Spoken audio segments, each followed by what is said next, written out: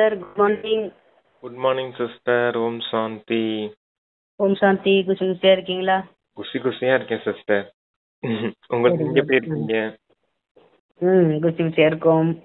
Okay sister. இன்னைக்கு அப்பா ஒரு சூப்பர் வரதானம் கொடுத்திருக்காரு.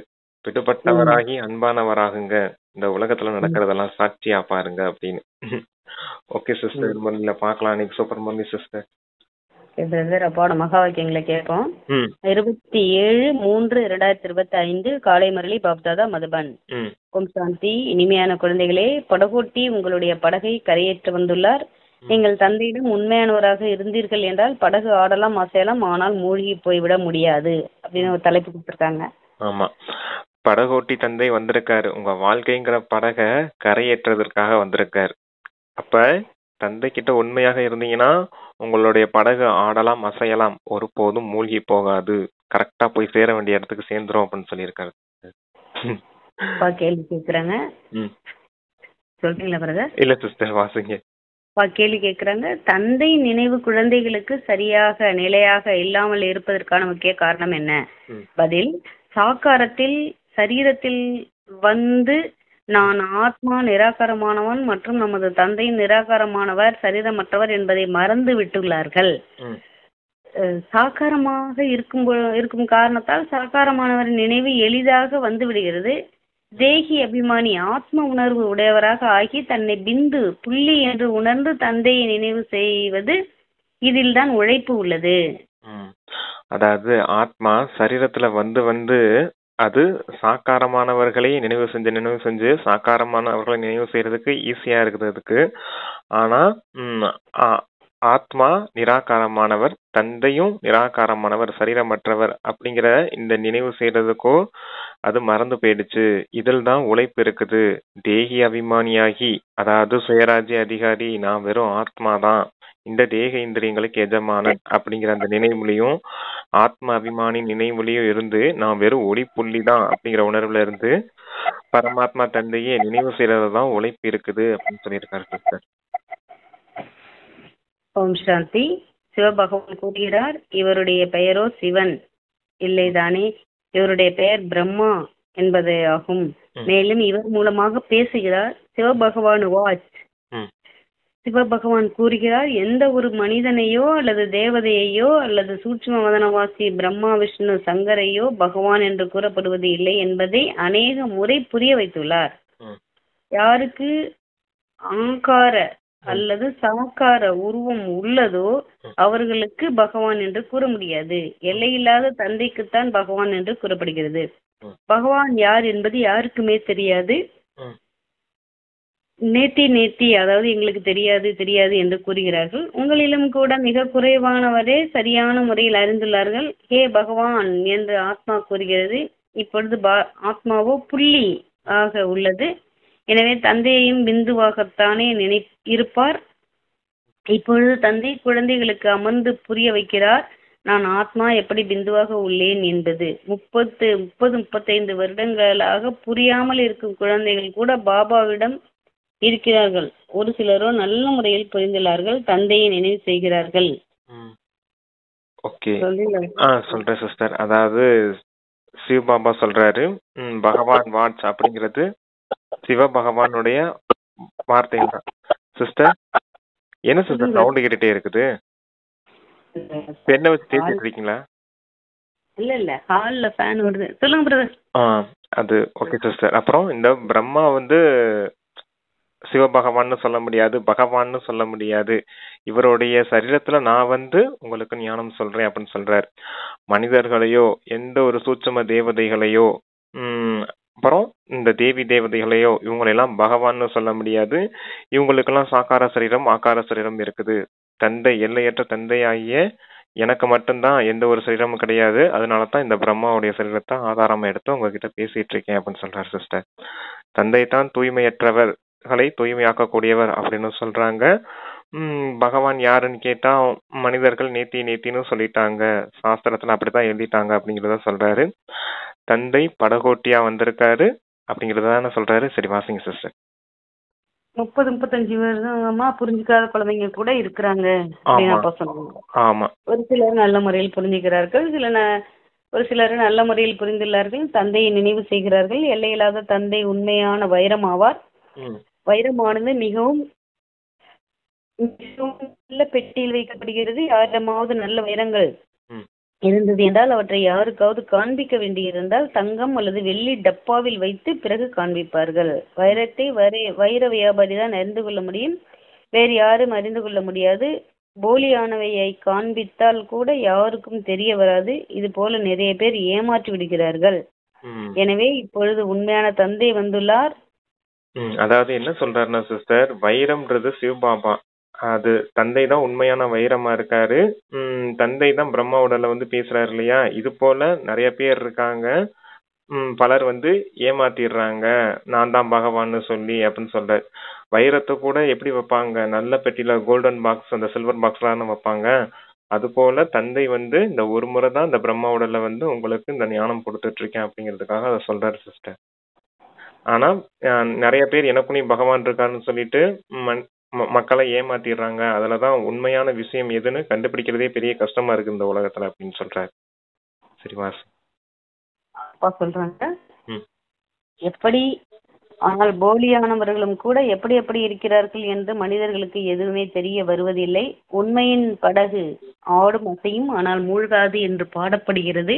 ம், பொய்யான படகு ஆடுவது இல்லை. இதை எவ்வளவு ஆடுமாறு செய்கிறார்கள். யார் இங்கு இந்த படகில் அமர்ந்திருக்கிறார்களோ அவர்கள் கூட ஆடுமாறு செய்வதற்கு முயற்சி செய்கிறார்கள். ம், ட்ரேட்டர், அதாவது துரோகி என்று பாடப்படுகிறார்கள் அல்லவா? ம், இப்பொழுது படகோட்டியான தந்தை வந்துள்ளார் என்பதை குழந்தைகளாகி நீங்கள் அறிந்துள்ளீர்கள். தோட்டத்தின் எஜமானராகவும் இருக்கிறார். ம், இது முட்களின் காடு என்பதை தந்தை புரிய வைத்துள்ளார். ம், எல்லாருமே பதீத்தமாக தூய்மையற்று இருக்கிறார்கள் அல்லவா? ம், எவ்வளவு பொய் உள்ளது. உண்மையான தந்தையை யாரோ ஒரு சிலர் தான் அறிந்துள்ளார்கள். இங்கு இருப்பவர்களில் கூட ம், நிறைய பேர் முழுமையாக அறியாமல் உள்ளார்கள். முழுமையான அறிமுகம் இல்லை ஏனெனில் குப்தமாக மறைமுகமாக இருக்கிறார் அல்லவா? ம். இல்லைங்களா பிரதர்? வாசிங்க. அந்த படகோட்டி மற்றும் தோட்டக்காரன் ரெண்டையும் சேர்த்து சொல்றாரப்பா. தந்தை படகோட்டியாவும் இருக்கார், தோட்டக்காரனாவும் இருக்கார். நீங்க தந்தை கிட்ட சத்தியமானவர்களா உண்மையானவர்களா இருந்தீங்கன்னா உங்களுடைய படகு கரை சேர்ந்துடும். ஆனா இந்த படகு கூட இங்க இருக்கவங்க கூட இந்த படகை ஆடுமாறு செய்யறாங்க. சிலர் துரோகியாகி தந்தையும் கையை விட்டுட்டு போயிடுறாங்க, இல்ல வெளியே போய் தவறான விஷயங்களை சொல்லி பரப்புறாங்க இல்லையா? அப்படிங்கிறது மாதிரி சொல்றாரு. அதான் திரேட்டர், துரோகிகள் அப்படின்னு சொல்லியிருந்தாரு. அடுத்து இந்த முழு உலகமுமே முள்காடா தான் இருக்குது. தந்தை தான் இந்த முள்காட்டுல உங்களை தேர்ந்தெடுத்து மலரா மாத்துறேன் அப்படின்னு சொல்றாரு. தந்தைக்கு பேரே முட்களை மலரா மாத்தக்கூடியவர் தானே. எல்லாருமே தூய்மையற்றவர்களா, விகாரங்களுக்கு வசமானவர்களா இருக்காங்க. 5 விகாரங்களுக்கு வசமானவர்களா இருக்காங்க. நீங்க 5 விகாரங்களை நீக்கும் உண்மையான மலர்களா, தேவி தேவதைகளா ஆகுறீங்க அப்படிங்கறத சொல்றாரு சிஸ்டர். சரி வாசி. அப்பா சொல்றாங்க, ம், அவர் நிராகாரமானவர் என்பதையும் அறிந்துள்ளார்கள். பரந்தாமத்தில் இருக்கிறார் என்பதையும் அறிந்துள்ளார்கள். பரந்தாமத்தில் இருக்கிறார், நாம் கூட நிராகார ஆத்மா ஆவோம் என்பதை அறியாமல் இருக்கிறார்கள். சாக்கார உணர்வில் வந்து அதை மறந்து விட்டுள்ளார்கள். சாக்காரத்தில் இருந்து சாக்காரமானவரின் நினைவுதான் வந்து விடுகிறது. குழந்தைகளாகி நீங்கள் இப்பொழுது தேகி அபிமானி ஆத்ம உணர்வு உடையவர் ஆவீர்கள். பகவானுக்கு பரம்பிதா பரமாத்மா என்று கூறப்படுகிறது. இதை புரிந்து கொள்வதோ மிகவும் சுலபமாகும். பரம்பிதா என்றால் பரே, அப்பாற்பட்டு இருக்கும் பரமாத்மா. உங்களுக்கு ஆத்மா என்று கூறப்படுகிறது. உங்களை பரம என்று கூற மாட்டார்கள். நீங்களோ மறுபிறவி எடுக்கிறீர்கள் அல்லவா? இந்த விஷயங்களை யாருமே அறியாமல் உள்ளார்கள். பகவானை கூட சர்வவியாபி எங்கும் நிறைந்தவர் என்று கூறிவிடுகிறார்கள். பக்தர்கள் பகவானை தேடுகிறார்கள். மலைகள் மீது தீர்த்தங்களுக்கு நதிகளிடம் கூட செல்கிறார்கள். நதி பதித்த பாவனை தூய்மையாக்கக்கூடியது என்று நினைக்கிறார்கள். அதில் குளித்து நாம் தூய்மையாக ஆகிவிடுவோம். பக்தி மார்க்கத்தில் நமக்கு என்ன வேண்டும் என்பது கூட யாருக்கும் தெரிவதில்லை. முக்தி வேண்டும், மோட்சம் வேண்டும் என்று மட்டும் கூறிவிடுகிறார்கள். எனவே இங்கு துக்கம் முற்றிருக்கும் காரணத்தால் சலித்து போய் விட்டுள்ளார்கள். சத்தியுகத்தில் யாராவது மோட்சம் அல்லது முக்தி வேண்டுகிறார்களா என்ன? அங்கு பகவானை யாருமே அழைப்பது இல்லை. இங்கு துக்கம் இருக்கும் காரணத்தால் அழைக்கிறார்கள். பக்தியில் யாருடைய துக்கத்தையும் தீர்க்க முடியாது. ஒருவர் நாள் முழுவதும் அமர்ந்து ராம் ராம் என்று ஜபித்தாலும் கூட துக்கத்தை நீக்க முடியாது. இது இருப்பதே ராவண ராஜ்யமாக. துக்கமோ கழுத்தில் பிணிக்கப்பட்டுள்ளது போல உள்ளது. துக்கத்தில் எல்லோரும் நினைவு செய்வார்கள், சுகத்தில் யாரும் செய்ய மாட்டார்கள் என்றும் பாடப்பட்டுள்ளது. இதன் பொருள் அவசியம் இவ்வுலகில் சுகம் இருந்திருக்க வேண்டும், இப்பொழுது துக்கம் உள்ளது. சத்தியுகத்தில் இருப்பது துக்கம் இருப்பது, இப்பொழுது கலியுக உள்ளது. சுகம் இருந்தது சத்தியுகத்தில், துக்கம் இருப்பது இப்பொழுது கலியுகத்தில். எனவே இதற்கு முட்களின் காடு என்று கூறப்படுகிறது. முதல் நம்பரில் இருப்பது தேக அபிமானத்தின் முள், பிறகு இருப்பது காமத்தின் முள். சொல்லுங்க பிரதர். நிறைவாயிருக்கு. அதாவது அந்த நீங்க சரீர உணர்வுல வந்து உங்களுக்கு ஆத்மாங்கிறதே மறந்து போச்சு. நீங்க இப்ப ஆத்ம அபிமானியா, தேகி அபிமானியா? தேகி அபிமானம் சுயராஜ்ய அதிகாரி. அப்புறம் ஆத்மாங்கிற உணர்வுல இருந்து பரமாத்மா தந்தையை நினைவு செய்யணும். தந்தைய சர்வ வியாபின்னு சொல்லிட்டாங்க, கல்லிலும் முள்ளிலும் இருக்காரு அப்படின்லாம் சொல்லிட்டாங்க. பக்தர்கள் கூட பகவானை தேடிக்கிட்டு தான் இருக்காங்க. ஆனா நீங்க இப்ப நல்ல விதத்தை தெரிஞ்சுக்கிட்டீங்க, தந்தையை நினைவு செய்யுங்க அப்படின்னு சொல்லியிருந்தாரு. அடுத்து தேவி தேவதைகளை பத்தி ஏதோ சொல்லியிருந்தார்ல சிஸ்டர்?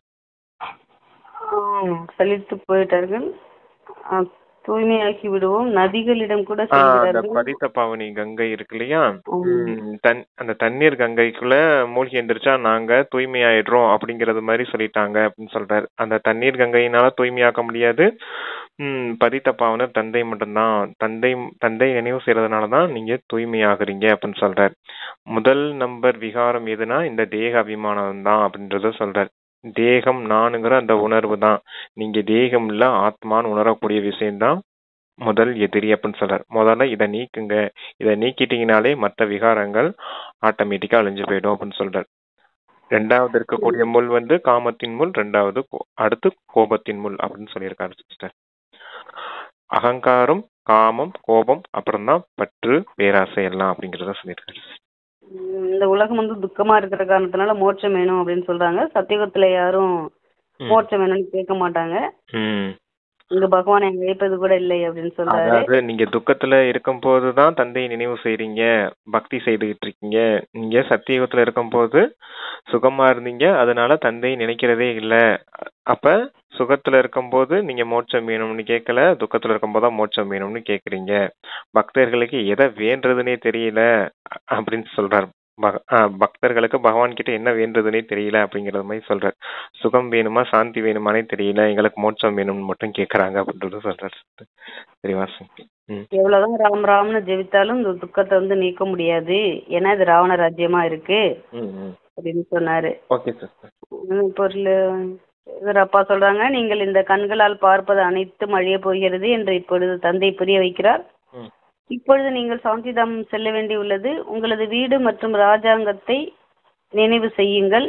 வீட்டின் நினைவுடன் கூடவே தந்தையின் நினைவு கூட அவசியமாகும். ஏனெனில் வீடு ஒன்றும் பதித்த பாவனர் கிடையாது. நீங்கள் பதித்த பாவனர் என்று தந்தைக்கு கூறுகிறீர்கள். எனவே தந்தையைத்தான் நினைவு செய்ய வேண்டியுள்ளது. அவர் என் ஒருவனை நினைவு செய்யுங்கள் என்று கூறுகிறார். பாபா எங்களை தூய்மையாக்குங்கள் என்று என்னைத்தான் அழைக்கிறீர்கள் அல்லவா? ஞானத்தின் கடல் ஆவார். எனவே அவசியம் வாய் மூலமாக புரிய வைக்க வேண்டியுள்ளது. பிரேரணையோ தூண்டுதல் மூலம் செய்ய மாட்டார். ஒரு பக்கம் சிவஜெயந்தி கூட கொண்டாடுகிறார்கள், மறுபக்கம் பின்னர் பெயருக்கும் உருவத்துக்கும் அப்பாற்பட்டவர் என்று கூறுகிறார்கள். பெயர் ரூபத்திலிருந்து தனிப்பட்ட பொருள் எதுவும் இருப்பதில்லை.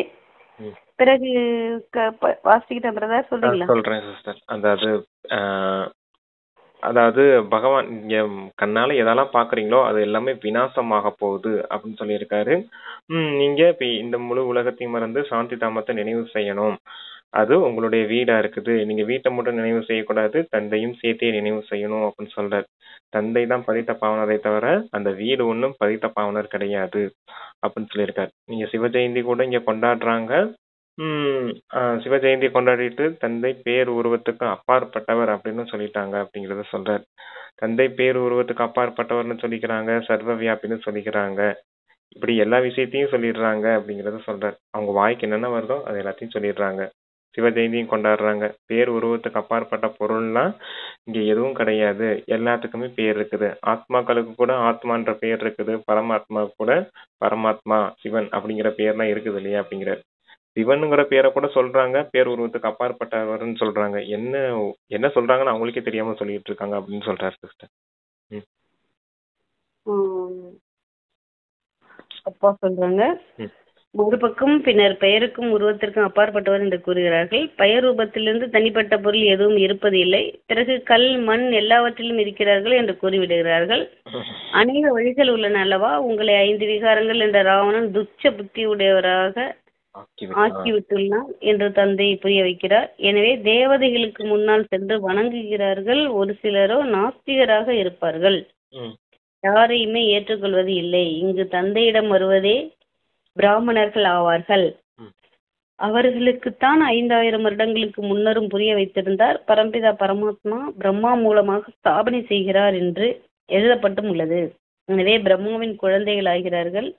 பிரஜாபிதா பிரம்மாவோ பிரசித்தமானவர் ஆவார். அவசியம் பிராமணர்கள் பிராமணிகள் கூட இருப்பார்கள்.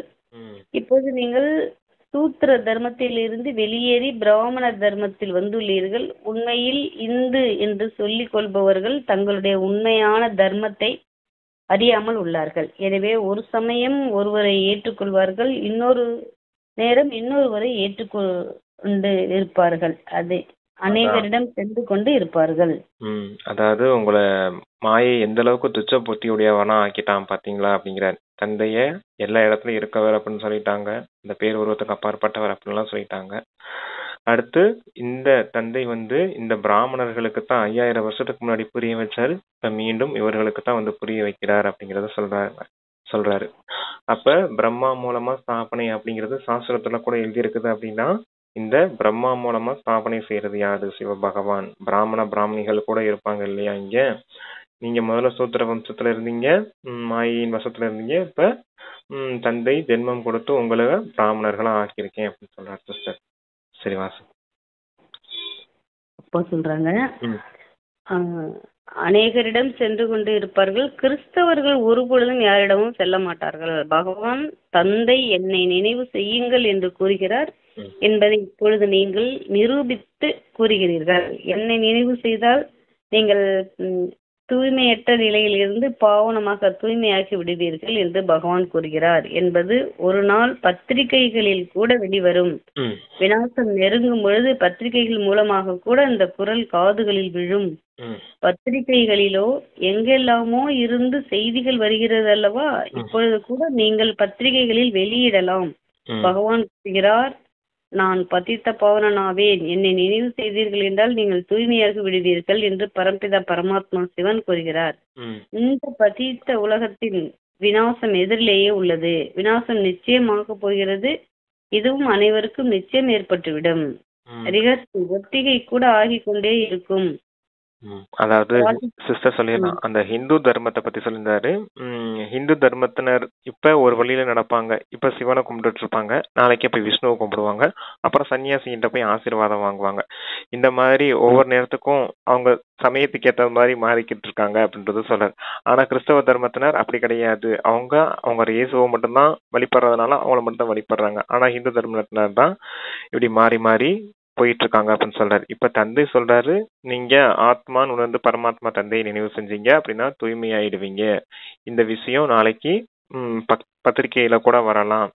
முழு உலகமும் விநாசமாக போகுது, விநாசத்துக்குள்ள எல்லாத்துக்கும் இந்த விஷயம் போய் சேர்ந்துரும் அப்படின்னு சொல்லியிருக்காரு. ஓகே சிஸ்டர், சரி வாசிங்க.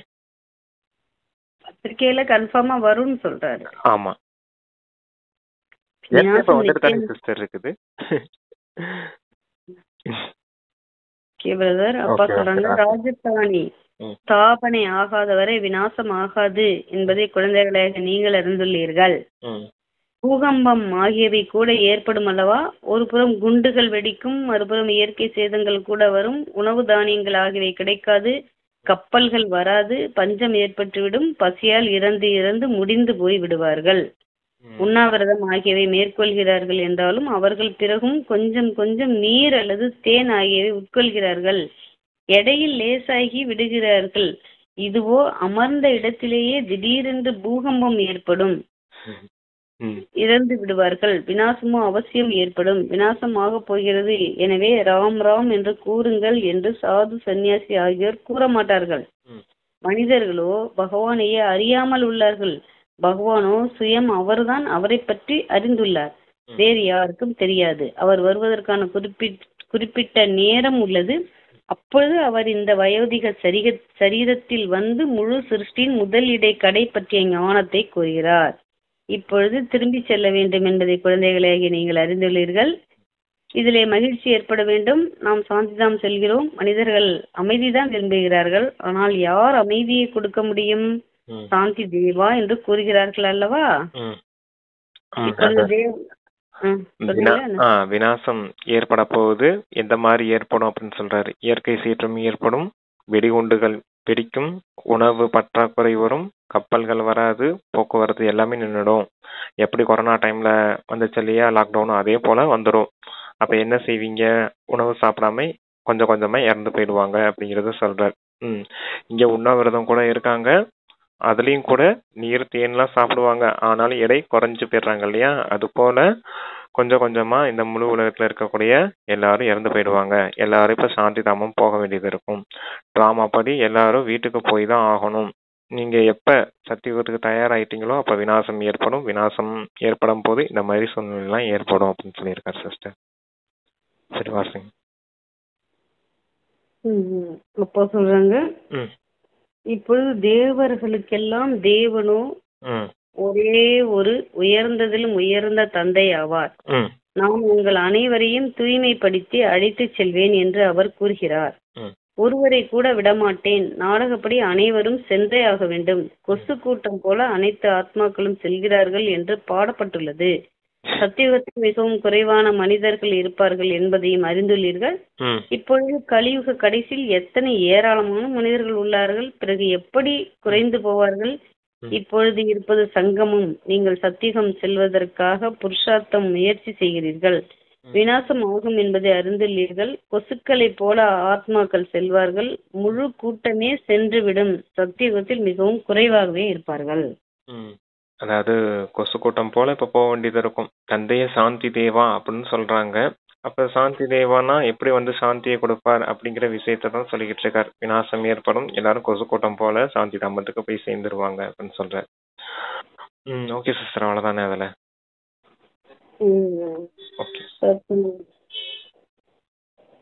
இப்பொழுது கலியுக கடைசியில் எத்தனை மனிதர்கள் இருக்காங்க? இவங்க எல்லாமே சத்தியத்துல கொஞ்சம் பேர் தானே இருப்பாங்க. அது சத்தியம் வரப்போதுல. பிறகு இவங்க எல்லாம் எங்க இருப்பாங்க அப்படின்னு கேக்குறாரு. கலியுகத்துல 800 கோடி பேர் இருக்காங்க. சத்தியுகத்துல வெறும் 9 லட்சம் பேர் தான் இருப்பாங்க.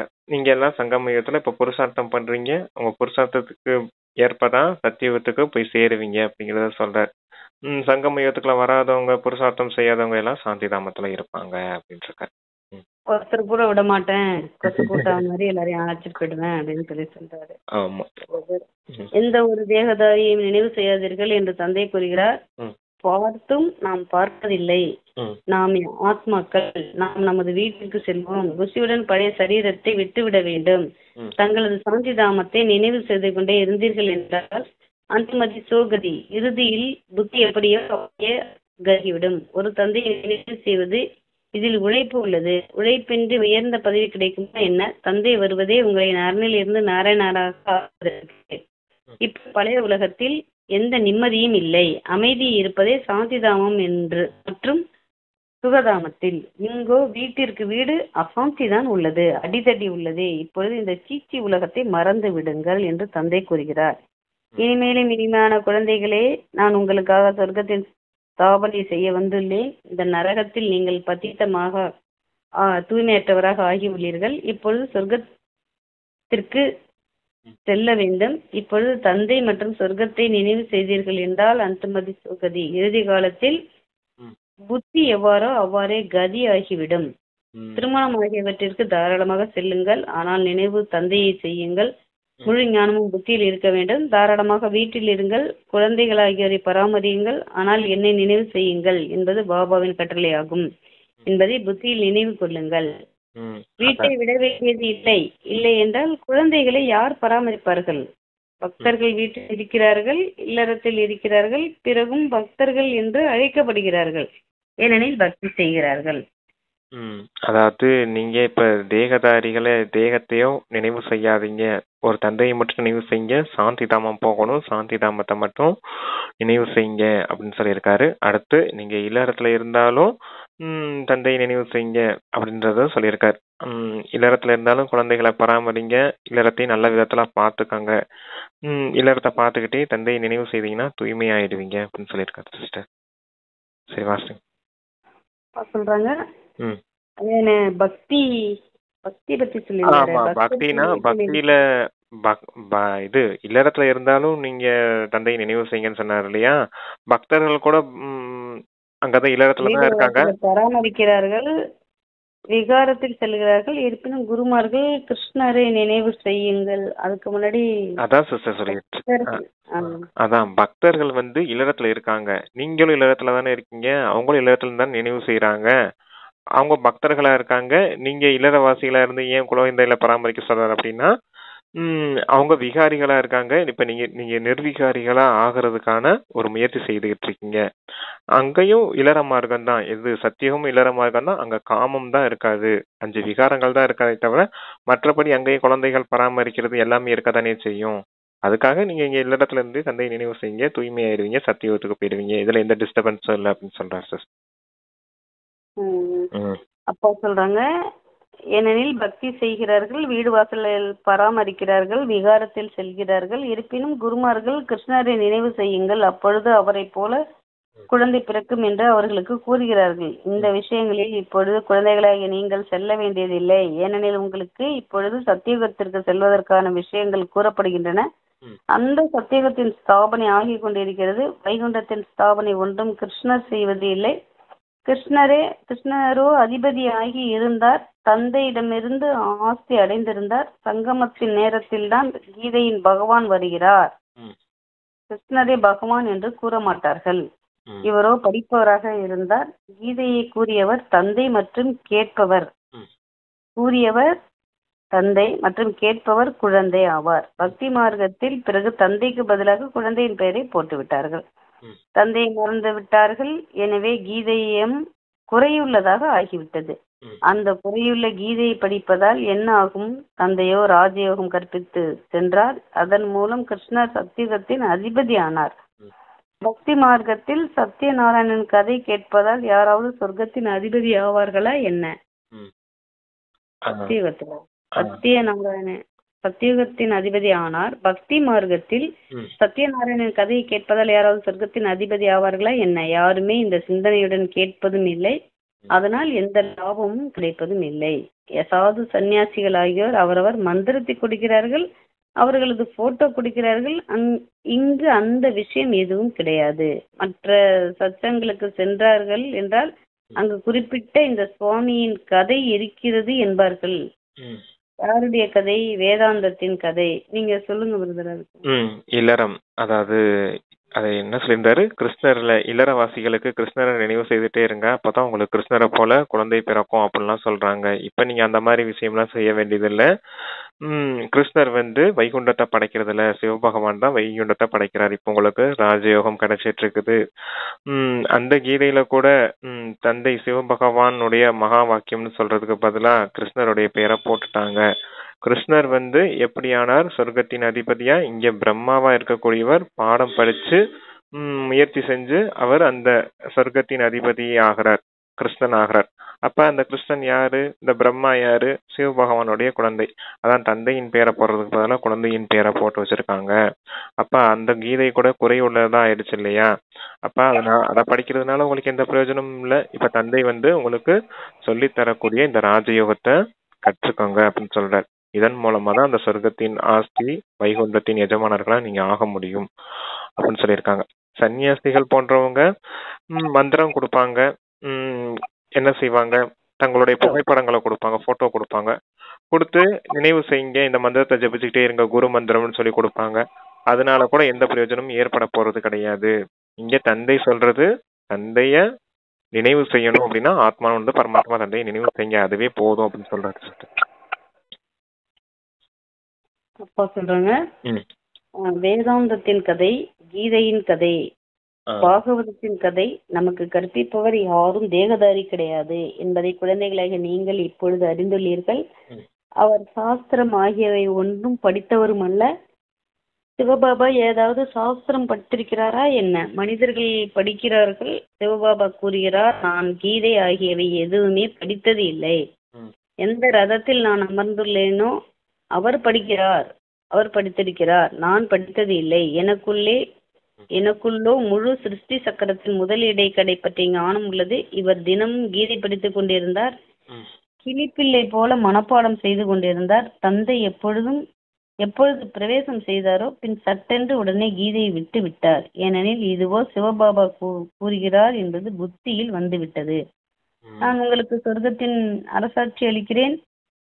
சொல்றீங்களா பிரதர்? வாசிக்கிறேன். அதாவது என்னன்னா, அந்த கீதையை பாபா படிச்சுட்டு தான் இருந்திருக்காரு. முதல்ல மனப்பாடம் பண்ணி கிளிப்பிள்ளை போல படிச்சுட்டு இருந்திருக்காரு பிரம்மா பாபா.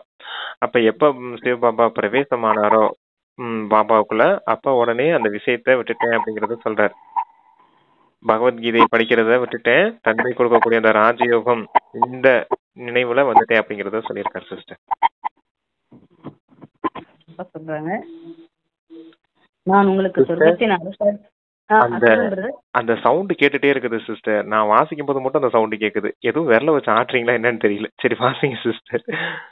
இல்ல, அது அந்த கால்ல இன்னைக்கு படுத்திருக்காங்க. அந்த ஃபேன் ஒரு சாலி கேட்டே இருக்கு. சரி ஓகே வாசிங்க. அப்பா சொல்றாங்க, நான் உங்களுக்கு சொர்க்கத்தின் அரசாட்சி அளிக்கிறேன். எனவே இப்பொழுது பழைய உலகத்தின் மீதுள்ள பற்றை நீக்கிவிடுங்கள் என்று தந்தை கூறுகிறார். என் ஒருவனை மட்டும் நினைவு செய்யுங்கள். இந்த உழைப்பு செய்ய வேண்டும். உண்மையான பிரியதர்ஷினிக்கு அடிக்கடி பிரியதர்ஷனின் நினைவுதான் வந்து கொண்டே இருக்கும். எனவே இப்பொழுது தந்தையின் நினைவு கூட அதே போல உறுதியாக இருக்க வேண்டும். குழந்தைகளே, என்னை நினைவு செய்யுங்கள், சொர்க்கத்தின் ஆசையையும் நினைவு செய்யுங்கள் என்று பரலோக தந்தை கூறுகிறார். இதில் வேறு எதுவும் ஒலி எழுப்பவும் வாத்தியம் ஆகியவை இசைக்கவும் அவசியமும் கிடையாது. பாடல்கள் கூட ஒரு சில நல்ல நல்ல பாடல்கள் இருந்தாலும் அவை பாடப்படுகின்றன. அவற்றினுடைய பொருள் கூட உங்களுக்கு புரிய வைக்கப்படுகிறது. சுயம் பாடல் தயாரிப்பவர்கள் எதுவுமே அறியாமல் உள்ளார்கள். மீரா பக்தையாக இருந்தார். நீங்களோ இப்பொழுது ஞானி ஆவீர்கள். குழந்தைகள் மூலமாக ஏதாவது காரியம் சரியாக நடக்கவில்லை என்றால் நீங்களோ பக்தர்கள் போல ஆகிவிடுவீர்கள் என்று பாபா கூறுவார். ஆக பாபா நமக்கு இவ்வாறு ஏன் கூறினார் என்று அவர்கள் புரிந்து கொண்டு விடுவார்கள். குழந்தைகளே, இப்பொழுது தந்தையை நினைவு செய்யுங்கள், மெசஞ்சர் ஆகுங்கள், தூதராகுங்கள் என்று தந்தை புரிய வைக்கிறார். தந்தை மற்றும் ஆஸ்தியை நினைவு செய்யுங்கள். அப்பொழுது பல பிறவிகளின் பாவங்கள் சாம்பலாகிவிடும். இந்த செய்தியை அனைவருக்கும் கொடுங்கள். இப்பொழுது வீட்டிற்கு திரும்பி செல்வதற்கான நேரமாகும். பகவான் ஒருவர் மட்டும் நிராகாரமானவர். அதாவது தந்தை அந்த சொர்க்கத்தின் ஆஸ்தியை கொடுக்கிறார் அப்படின்னும் போது தந்தையை நினைவு செய்யுங்க போதும் அப்படின்னு சொல்றாரு. அப்புறமேல இந்த பிராமணர்களை பத்தி ஏதோ சொல்லியிருந்தாரு. இந்த ஞானிகள், அதாவது மீரா பக்தையா இருக்காங்க, நீங்க ஞானிகளா இருக்கீங்க அப்படின்னு சொல்லியிருக்காரு. பக்தர்கள் அவங்க தெரிஞ்ச காரியத்தை செய்துட்டு இருப்பாங்க. நீங்களும் அவங்கள போலவே காரியம் செய்துட்டு இருந்தீங்கன்னா உங்களை என்னன்னு சொல்ல முடியும்? உங்களை ஞானிகள்னு சொல்ல முடியுமா?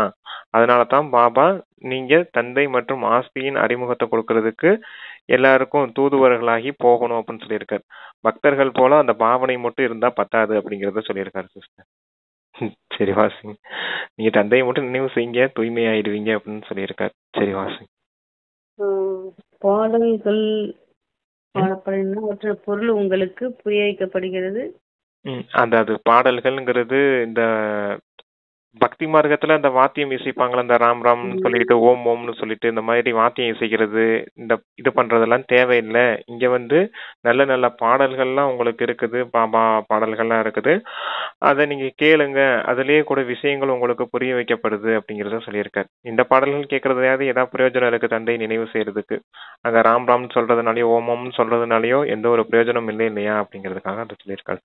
வாரமா என்ன சொல்லியிருக்காருன்னா, மெசஞ்சர் ஆகுங்கள், தந்தையை புரிய வையுங்கள், தந்தை மற்றும் ஆஸ்தியை நினைவு செய்யுங்கள், அப்பொழுது பல பிறவியில் பாவங்கள் சாம்பலாகிவிடும் சொல்ல வர்றாரு. ஆமா, வீட்டிற்கு திரும்ப செல்வதற்கான நேரம் இது. பகவான் ஒருவர் மட்டும்தான். அவருக்கு தனக்கென்று தேகம் இல்லை. தந்தை தான் அமர்ந்து தனது அறிமுகத்தை அளிக்கிறார், மன்மனாபவ என்ற மந்திரத்தை அளிக்கிறார். இப்போது விநாசமாக போகிறது. தந்தையை நினைவு செய்யுங்கள் என்று சாது சன்னியாசிகள் ஆகியோர் ஒருபொழுதும் கூற மாட்டார்கள். தந்தை எல்லாரும் தான் கூற பிராமண மாட்டாங்களா சிஸ்டர் சன்னியாசிங்க? தந்தை நினைவு செய்யுங்கள் சரி. என்று சாது சன்னியாசிகள் கூற மாட்டார்கள். குழந்தைகளுக்கு பிராமண ம், குழந்தைகளுக்கு ம், தந்தை தான் நினைவூட்டுகிறார். நினைவினால் ஹெல்த் ஆரோக்கியம், படிப்பினால் வெல்த் செல்வம் கிடைக்கும். ம், யோகாவால ஆரோக்கியம் கிடைக்கும், அந்த ஞானத்தினால செல்வம் கிடைக்கும் அப்படின்னு சொல்லி சொல்றாரு. நீங்க காலன் மீது வெற்றி அடைகிறீர்கள், அங்கு ஒருபொழுதும் அகால மரணம் ஆவதில்லை. தேவதைகள் காலன் மீது வெற்றி அடைந்தவர்களாக இருப்பார்கள். அச்சா முரளி நிறைவேற்கு பிரதர். ஹெல்த் வெல்த் ஹாப்பினஸ் மூணும் சொல்லியிருக்கார். உங்களுக்கு ஹெல்த் எப்படி கிடைக்குதுன்னா யோகத்தினால ஹெல்த் கிடைக்குது. ஆத்மா வந்து பரமாத்மா தந்தை நினைவு செய்யும் போது உங்களுடைய ஆயுள் அதிகரிக்குது. இந்த சங்கம யுகத்தின் ஆயுள் அதிகரிக்குது. 5000 வருஷம் இந்த ஆத்மா டிராமால நடிக்குது இல்லையா? அப்ப 5000 வருஷம் முழுமையான ஆயுள் கிடைக்கும். நீங்க குறைவா தந்தை நினைவு செஞ்சீங்கன்னா என்ன ஆகும்? அந்த கல்பத்தின் ஆயுள் 5000 வருஷம் வந்து பார்ட் பண்றது ஒரு 100 வருஷம் குறைஞ்சு போயிடும். 200 வருஷம் குறைஞ்சு போச்சுன்னா பிறவிகள் கணக்கு குறைஞ்சு போயிருது இல்லையா? அதனாலதான் யோகா நல்லா செய்யுங்க அப்படின்னு சொல்லியிருக்காரு. அப்புறம் வெல்த் ஞானம், நீங்க எந்த அளவுக்கு நல்லா படிக்கிறீங்களோ அந்த அளவுக்கு அங்க செல்வந்தர்களா வருவீங்க. பெரிய பெரிய ராஜாக்களா வர முடியலனாலும் செல்வந்த பிரஜைகளாவது வருவீங்க இல்லையா? அப்படிங்கிறதுக்காக அந்த வெல்த் அங்க சொல்லியிருக்காரு. ஹாப்பினஸ் அப்படிங்கிறது காலன் உங்களை ஒருபோதும் சாப்பிட முடியாது. ஏன்னா அது அமரலோகம். ஆத்ம உணர்வுல இருப்பீங்க. இந்த சரீரத்தை விட்டு நம்ம அடுத்த ஒரு சரீரம் எடுத்துக்கிடுவோம் அப்படிங்கிறது இயல்பாவே அங்க இருக்குன்ற காரணத்தினால அங்க காலன் உங்களை சாப்பிட முடியாது அப்படின்னு சொல்லியிருக்காரு. 2500 வருஷத்துக்கு ஹாப்பினஸா இருப்பீங்க அப்படின்றத சொல்லியிருக்காரு சிஸ்டர். சரி வாசிங்க. இனிமையிலும் இனிமையான காணாமல் போய் வெகு காலம் கழித்து கண்டெடுக்கப்பட்ட குழந்தைகளுக்கு தாய் தந்தை பாப்தாதாவின் அன்பு நினைவுகள் மற்றும் காலை வணக்கம். ஆன்மீக குழந்தைகளுக்கு ஆன்மீக தந்தையின் நமஸ்தே நமஸ்தே. தாரணைக்கு 2 பாயிண்ட்ஸ் கொடுத்துருக்காங்க. ஃபர்ஸ்ட் பாயிண்ட், தந்தை மூலமாக பக்தர் என்ற பட்டம் டைட்டில் கிடைக்கும் வகையிலான எந்த செயலும் செய்யக்கூடாது. தூதராகி அனைவருக்கும் தந்தை மற்றும் ஆஸ்தியை நினைவு செய்வதற்கான செய்தியை அளிக்க வேண்டும். பக்தர்களா ஞானிகளா? நீங்க பக்தர்கள் என்ன செய்வாங்க? பகவான் நினைவு செய்வாங்க, அந்த பாவனை இருக்கும், விகாரத்துல போயிடுவாங்க. ஆனா நீங்க யார்? ஞானிகள். தந்தை கிட்ட நீங்க ஞானிகள்ங்கிற பேர் தான் வாங்கணுமே தவிர பக்தர்கள்ங்கிற பேர் வாங்கக்கூடாது. சாந்தியின் தூதுவர்களாகி மற்றவர்களுக்கு தந்தை மற்றும் ஆஸ்தியின் அறிமுகம் கொடுக்கணும் அப்படின்னு சொல்லியிருக்காரு சிஸ்டர். இந்த பழைய உலகத்தில் எந்த நிம்மதியும் இல்லை. இது சீச்சி உலகமாகும். இதை மறந்து கொண்டே செல்ல வேண்டும். வீட்டின் நினைவுடன் கூடவே தூய்மையாவதற்கான தந்தையையும் அவசியம் நினைவு செய்ய வேண்டும். இந்த பழைய உலகத்தை புத்தினால மறந்துடணும். ஏன்னா இது ஒரு சீச்சி உலகம் அப்படின்னு சொல்லியிருக்காரு. தந்தை நினைவு செய்து தூய்மையாகணும் அப்படின்னு இருக்காரு. அப்பா வரதானம் கொடுக்குறாங்க. இல்லறத்தில் இருந்தாலும் விடுபட்ட உணர்வில் இருக்கும் நிரந்தர யோகியாகுக. நிரந்தர யோகி ஆவதற்கான எளிய விதி, இல்லறத்தில் இருந்தாலும் விடுபட்ட விருத்தியில் இருக்க வேண்டும். விடுபட்ட விருத்தி என்றால் ஆத்மீக ரூபமாகும். யார் ஆத்மீக ரூபத்தில் நிலைத்து இருக்கிறார்களோ அவர்கள் சதா விடுபட்ட மற்றும் பாபாவிற்கு அன்பானவர் ஆகிறார்கள். என்ன செய்தாலும் விளையாடினேன் செய்யவில்லை என்ற அனுபவம் செய்வார்கள். எனவே இல்லறத்தில் இருந்தாலும் ஆத்மீக ரூபத்தில் இருப்பதால் அனைத்தும் விளையாட்டு போன்று சகஜமாக அனுபவமாகும். பந்தனமாக தோன்றாது. அன்பு மற்றும் சகயோகத்துடன் சக்தியை மட்டும் சேருங்கள். உயரம் ஹை ஜம்ப் செல்ல முடியும். அதாவது இப்ப நிரந்தர யோகி ஆகணும் அப்படின்னா ஒரு எளிய விதி இருக்குது. இல்லறத்துல இருந்தாலும் விடுபட்ட விருத்தியில இருங்க அப்படின்னு சொல்றாரு. விடுபட்ட விருத்தி அப்படின்னா ஆத்மீக ரூபம். தேகத்திலிருந்து ஆத்மா தனிப்பட்டவன். நான் ஆத்மா, இந்த தேகம் என்னோட இதுதான், ஆனாலும் இதுல இருந்து நான் விடுபட்டு நிக்கிறேன் அப்படிங்கிறது தான் அந்த ஆத்மீக ரூபம். ஆத்ம உணர்வுல இருக்கக்கூடியது. எப்ப நீங்க இந்த தேகத்துல இருந்து விடுபட்டவரா இருக்கீங்களோ அப்ப தந்தைக்கு அன்பானவரா ஆயிடுறீங்க அப்படிங்கறத சொல்றாரு.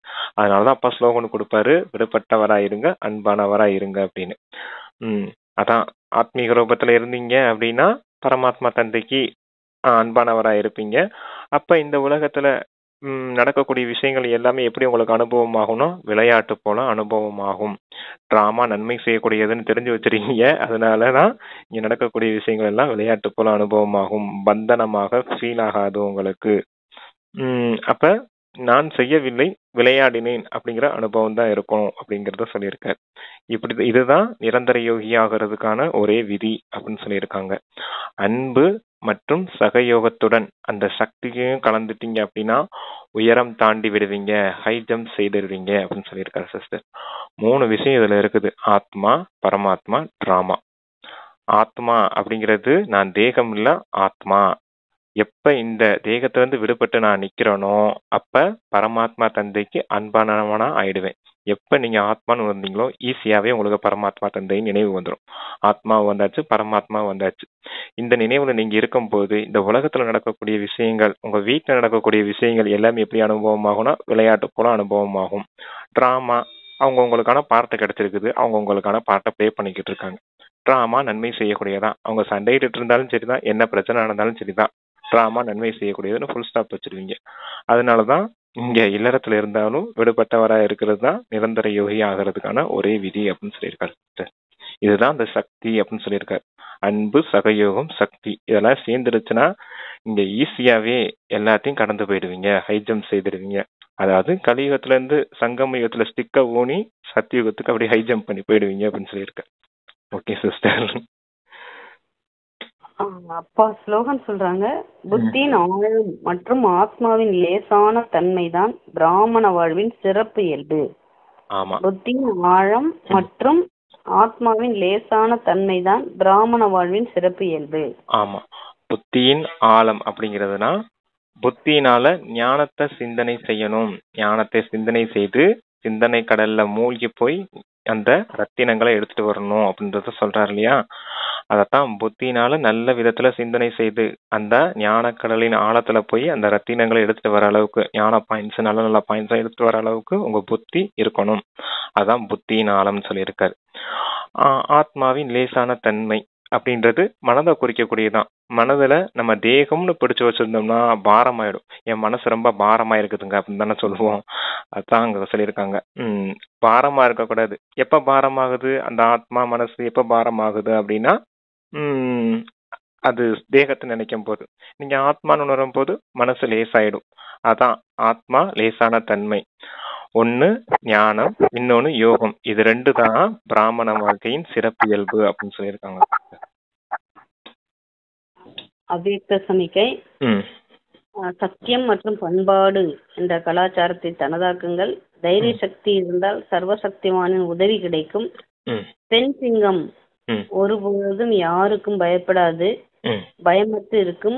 என்னவாகும் தெரியாது என்ற பயமும் இருக்காது. சத்திய சக்தியின் சொரூபத்தில் இருந்து கொண்டு போதையில் பேசுங்கள். பாருங்கள், நாம் சர்வசக்திவானின் அரசாங்கத்தின் அனுசாரம் செல்பவர்கள். இந்த நினைவினால் யதார்த்தமற்றதை யதார்த்தத்தில் கொண்டு வாருங்கள். சத்தியத்தை வெளிப்படுத்த வேண்டும், மறைக்க கூடாது. ஆனால் சத்தியத்தின் கூடவே இனிமை மற்றும் பண்பாடு அவசியம் இருக்க வேண்டும். தைரியத்தின் சக்தி இருந்துச்சு அப்படின்னா சர்வசக்திவானுடைய உதவி கிடைக்கும். பெண் சிங்கம் ஒருபோதும் யாருக்கும் பயப்படாது. எப்பவும் அது பயமற்று இருக்கும். என்ன ஆகுமோ ஏதாகுமோ அப்படிங்கிற பயம்லாம் இருக்காது. அதனால நீங்க என்ன செய்யணும், சக்தி ஸ்வரூபமாகி பேசணும். சக்தி ஸ்வரூபமாகி அந்த சத்தியத்தை பேசணும், பார்க்கணும். நாம சர்வசக்திவானின் அந்த வழிப்படி நடக்கக்கூடியவர்கள், நடந்து செல்லக்கூடியவர்கள் அப்படின்னும் போது யதார்த்தமற்றதையெல்லாம் யதார்த்தமுடையதா ஆக்கிடுங்க அப்படின்னு சொல்லியிருக்காரு. சத்தியத்தை வெளிப்படுத்தணும், மறைக்க கூடாது. சத்தியத்தை வெளிப்படுத்தும் போது அந்த இனிமை தன்மையும் அந்த பண்பாடும் உங்களுக்கு சேர்ந்தே இருக்கணும் அப்படின்னு சொல்லியிருக்காங்க சிஸ்டர். சத்தியத்தை வெளிப்படுத்தணும், ஆனா அதுல இனிமை தன்மை இருக்கணும். அதாவது தெய்வீக தன்மை இருக்கணும். சத்தியமும் தெய்வீக தன்மையும் இருந்தா தான் அது சத்தியம் சத்தியம்னு புரிஞ்சுக்கப்படும். இல்லாட்டா நீங்க சொல்லக்கூடிய சத்தியம் அது சத்தியம்னு புரிஞ்சுக்கப்படாது அப்படின்னு சொல்லியிருக்காங்க. ஓகே சிஸ்டர், நல்லா இருக்கு. பாபாக்கு நன்றி. ஓம் சாந்தி. ஓம் சாந்தி சிஸ்டர். தேங்க்யூ பாபா.